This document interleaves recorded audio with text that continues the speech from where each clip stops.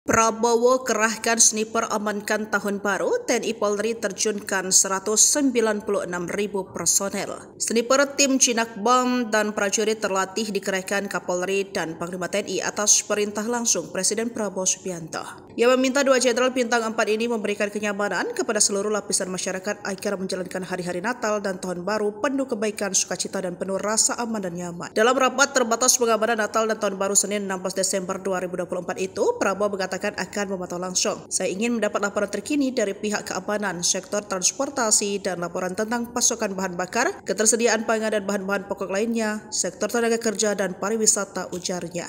Menurut Prabowo, potensi peningkatan mobilitas masyarakat, kebutuhan logistik dan keamanan harus diperhatikan. Koordinasi yang matang bisa memberikan rasa aman dan nyaman bagi masyarakat, ujarnya. Kapolri Jenderal Tito Sigit Prabowo mengungkapkan menurunkan 166.000 personel dengan penempatan satu sniper di tiap-tiap unit di seluruh Indonesia, mengamankan 61.452 objek vital bersama TNI, mengamankan jalur lalu lintas gereja, pusat perbelanjaan, bandar udara, stasiun, dan tempat-tempat perayaan Tahun Baru. Total 2.794 posko yang terdiri dari 1.852 pos PAM, 735 pos pelayanan, dan 207 pos terpadu, katanya. Panglima TNI Jenderal Agus Subianto menerjunkan 80.000 personel terlatih untuk menjaga titik rawan. TNI juga menyiapkan transportasi darat seperti truk, udara kita siapkan Boeing 737 Hercules dan helikopter, ujarnya.